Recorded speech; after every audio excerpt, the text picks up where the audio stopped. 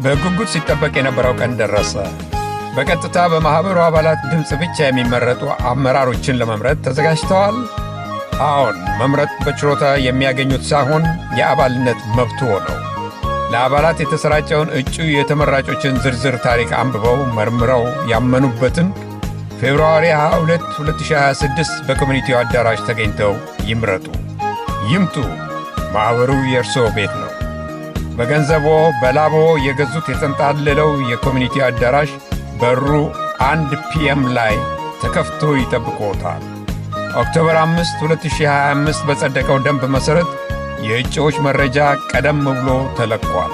አንብበው ይዘጋጁ። ፌብርዋሪ 22 ለ2 ዓመት የሚያገለግሉ አመራሮችን ለቦርድ፣ ለሥራ አስፈጻሚ፣ ለቁጥጥር አማካሪ ቦርድ አመራሮችን በአዳራሹ ተገኝተው ይምረጡ። በተጨማሪም የዕድር አባል ከሆኑ ለዕድሩ አመራሮችን ይመርጣሉ። ያስታውሱ፣ ፌብርዋሪ 22 ቀጠሯችን በኢትዮጵያ ኮሚኒቲ አዳራሽ ይሆን።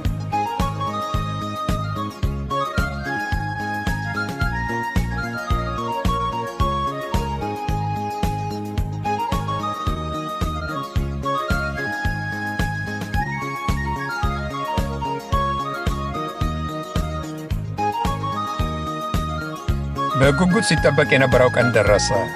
በቀጥታ በማኅበሩ አባላት ድምፅ ብቻ የሚመረጡ አመራሮችን ለመምረጥ ተዘጋጅተዋል።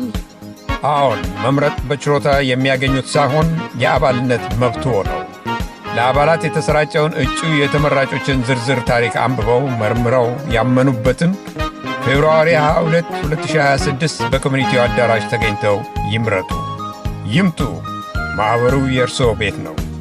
በገንዘቦ በላቦ የገዙት የተንጣለለው የኮሚኒቲ አዳራሽ በሩ 1 ፒኤም ላይ ተከፍቶ ይጠብቅዎታል። ኦክቶበር 5 2025 በጸደቀው ደንብ መሠረት የእጩዎች መረጃ ቀደም ብሎ ተለቋል። አንብበው ይዘጋጁ።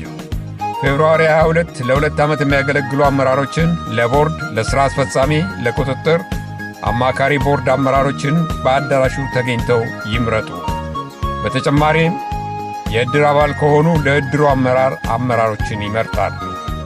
ያስታውሱ፣ ፌብርዋሪ 22 ቀጠሯችን በኢትዮጵያ ኮሚኒቲ አዳራሽ ይሆን።